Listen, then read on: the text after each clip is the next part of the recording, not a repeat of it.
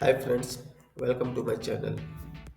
आज हम देखेंगे कि रिलेशनशिप क्या होता है एसक्यूएल सर्वर में, और हम ये रिलेशनशिप्स के क्या बेनिफिट्स हैं, रिलेशनशिप हमें क्यों इम्प्लीमेंट करना चाहिए।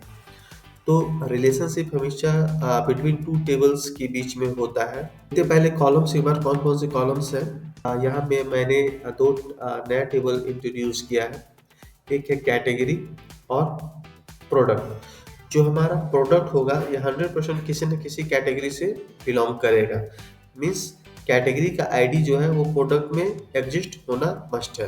कैटेगरी टेबल में हमारे पास ये चार कॉलम्स हैं: category ID, category name, category description and इजेक्टिव। सेम अगर प्रोडक्ट की बात करें तो प्रोडक्ट पे हमारे पास ये सारे like product ID, store ID कौन से स्टोर का है, कैटेगरी आईडी मीन्स ये प्रोडक्ट कौन से कैटेगरी से बिलोंग करेगा, product name, code, description, sale price, MRP और इफेक्टिव। यहाँ मैं पहले से रिलेशनशिप बना रखा हूँ ताकि आपको मैं दिखाना चाहता हूँ क्या इसका इफेक्ट होता है। फिर मैं इस रिलेशनशिप को डिलीट करूँगा और फ्रेश बनाऊंगा। तो अब हम एक डेटा इंसर्ट करते हैं प्रोडक्ट पे। तो ये हमने एक क्यूरी लिख रखा है, एसक्यूएल क्यूरी। अब इसके थ्रू हम प्रोडक्ट टेबल पे डेटा इंसर्ट करेंगे। जैसे इंसर्ट इनटू टेबल नेम, हमारा प्रोडक्ट है, ये सारे हमारे कॉलम्स के नेम है और उसके आईडी है। अब मेरे पास देखो, अगर देखा जाए कैटेगरी कितने हैं, सेलेक्ट स्टार फ्रॉम कैटेगरीज। तो मेरे पास एक कैटेगरी है फर्नीचर जिसका आईडी है 1, बट यहाँ देखो स्टोर आईडी मैंने 1 दिया, कैटेगरी आईडी मैं यहाँ पे 2 डाल रहा हूँ, और फिर प्रोडक्ट का नाम डाला, प्रोडक्ट कोड डाला, सेल प्राइस एंड एमआरपी डाल रहा हूँ मैं। अब मैं इसे रन करता हूँ। जैसे आप इसे रन करते हो ये आपको एक एरर थ्रो करेगा कि the insert statement conflict with the foreign की कांस्टेंट। ये हमारा कांस्टेंट का नाम था and the conflict occurred in database online store. Means ये कॉन्फ्लिक्ट हो रहा है यहाँ पे। मीन्स आपके पास दो, आप देख रहे हो कैटेगरी आईडी 1 है और मैं यहाँ 2 डालने की कोशिश कर रहा हूँ, तो ये एक्सेप्ट नहीं कर रहा है, क्योंकि जब कोई कैटेगरी एग्जिस्ट ही नहीं करता तो उस कैटेगरी का प्रोडक्ट कैसे बनेगा।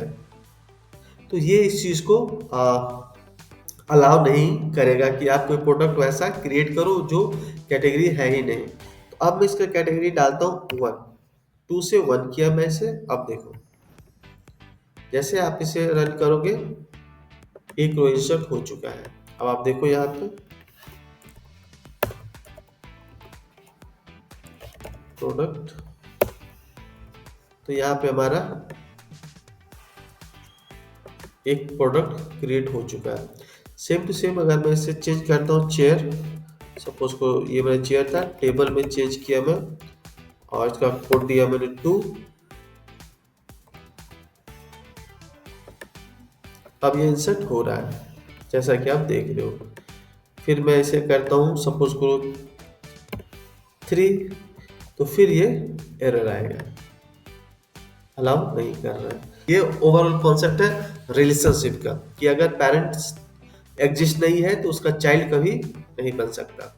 तो ये एक हमारा डेटा वैलिडेशन के तौर पे इसको हम देख सकते हैं कि ये हमेशा वैलिड डेटा ही आपके टेबल में इंसर्ट करेगा। सपोज करो अगर मैं कैटेगरी डिलीट करता हूँ, तो मैं करता हूँ delete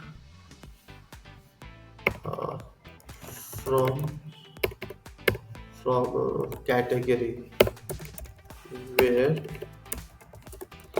category id equals to 1। अब क्या होगा वो देखो, ये अगेन ये कॉन्फ्लिक्ट एरर दे रहा है कि the delete statement conflict with the reference constant. This ये फॉरेन यूनियन का नेम था। The conflict occurred means delete नहीं हो सकता क्योंकि इस कैटेगरी टेबल का जो कांस्टेंट है, का जो रेफरेंस है ऑलरेडी प्रोडक्ट में सेव्ड है। मींस अगर आप रिलेशनशिप बना रखे हो तो आपका डेटा रिमूव भी नहीं हो सकता, क्योंकि ये पेरेंट्स का आईडी यहाँ पे ऑलरेडी एग्जिस्ट करता है। इस वजह से सपोज करो मैं एक और कैटेगरी ऐड करता हूँ यहाँ पे, इंसर्ट इनटू कैटेगरी, और यहाँ मैं डालता हूँ category name and description values. Category name में मैं डालता हूँ फैशन, और फैशन। अब देखो मैं इंसर्ट हुआ, अब मैं दिखाता हूँ यहाँ पे। आप कैटेगरी टेबल में देखो फैशन 2 क्रिएट हो चुका है, लेकिन फैशन 1 जब मैं कैटेगरी 1 को रिमूव कर रहा हूँ तो ये अलाउ नहीं कर रहा है, बट अगर मैं 2 को रिमूव करता हूँ तो ये अलाउ करेगा। तो ये ओवरऑल कॉन्सेप्ट है कि अगर आपका टेबल में रिलेशनशिप बना हुआ है तो आप पेरेंट्स टेबल के डेटा को रिमूव नहीं कर सकते, और चाइल्ड टेबल पे कोई भी ऐसा डेटा नहीं डाल सकते हो जो कि पेरेंट्स टेबल पे नहीं हो। देखते हैं कि रिलेशनशिप कैसे क्रिएट करते हैं। तो ये हमारा प्रोडक्ट टेबल है, तो हम प्रोडक्ट टेबल के साथ कैटेगरी का रिलेशनशिप करने जा रहे हैं। मीन्स कैटेगरी हमारा पेरेंट्स होगा और प्रोडक्ट हमारा चाइल्ड होगा। तो राइट क्लिक करो, डिजाइन व्यू पे आओ। आप जैसे डिजाइन व्यू पे आते हो, आप कैटेगरी ऊपर राइट क्लिक करो और रिलेशनशिप्स सेलेक्ट किया आपने, ऐड।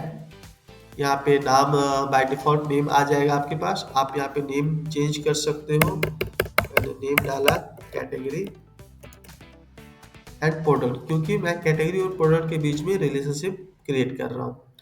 उसके बाद एक ऑप्शंस आ रहा है मेरे पास कि table and column specification, means कौन कौन से टेबल और कौन से कॉलम्स के बीच में रिलेशनशिप होना है। तो बाय डिफॉल्ट टेबल फॉरेन की टेबल नेम यहाँ पे आ चुका है, और यहाँ मुझे प्राइमरी की टेबल नेम सेलेक्ट करना पड़ेगा। तो प्राइमरी की हमारा किस में है, कैटेगरी में है। तो कैटेगरीज मैंने सेलेक्ट किया, और मैं लेता हूँ कैटेगरी आईडी यहाँ पे, क्योंकि कैटेगरी आईडी है वो प्रोडक्ट वाले टेबल पे होना मस्ट है। तो प्रोडक्ट बाय डिफॉल्ट सेलेक्टेड है, और यहाँ मैं चूज करता हूँ कैटेगरी आईडी, कैटेगरी आईडी, और ओके क्लियर। देखना प्राइमरी की मेरा है कैटेगरीज टेबल में, और उसका कैटेगरी आईडी लिया। फॉरेन की मेरा बन रहा है प्रोडक्ट टेबल पे और कैटेगरी आईडी पे, means categories ID product table के कैटेगरी आईडी में होना मस्ट है। ओके, यह स्पेसिफिकेशन बन गया, ये टेबल बन गया, और यहाँ पे क्लोज, और इसे सेव करेंगे। जैसे सेव किया मैंने इसे, और स्कूल में आओ, रिफ्रेश करो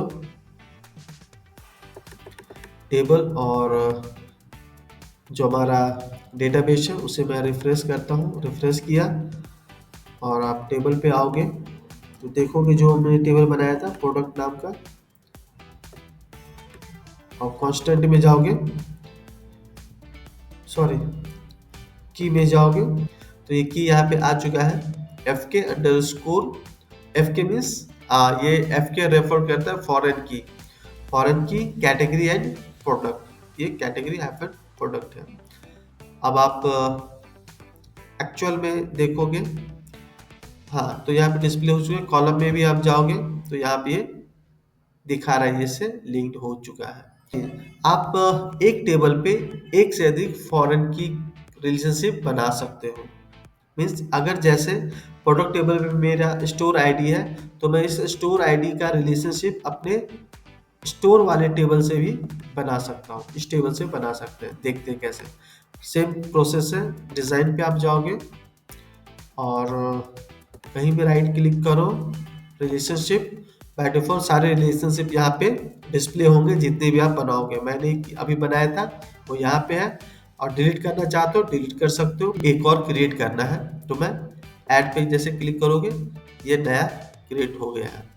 तो हम इसका नाम चेंज करते हैं। मैं इसको स्टोर और प्रोडक्ट के बीच में रिलेशनशिप कर रहा हूँ, तो इसको मैं लिखूंगा स्टोर, नाम चेंज कर दिया। और टेबल स्पेसिफिकेशन में जाऊंगा, तो बाय डिफॉल्ट ये है। और यहाँ पे लास्ट टाइम कैटेगरी चूज किया था और मैं स्टोर चूज करूंगा। Store ID product by default ये सिलेक्टेड होता है, यहाँ से चेंज करना होता है हमें। तो स्टोर आईडी, अब क्या हुआ, स्टोर का आईडी इस प्रोडक्ट टेबल पे होना मस्ट होगा। ओके, एंड देखो ये दोनों यहाँ पे आ गया। सेव, और इसे सेव करते हैं। जैसे इसे आप सेव करके क्लोज करो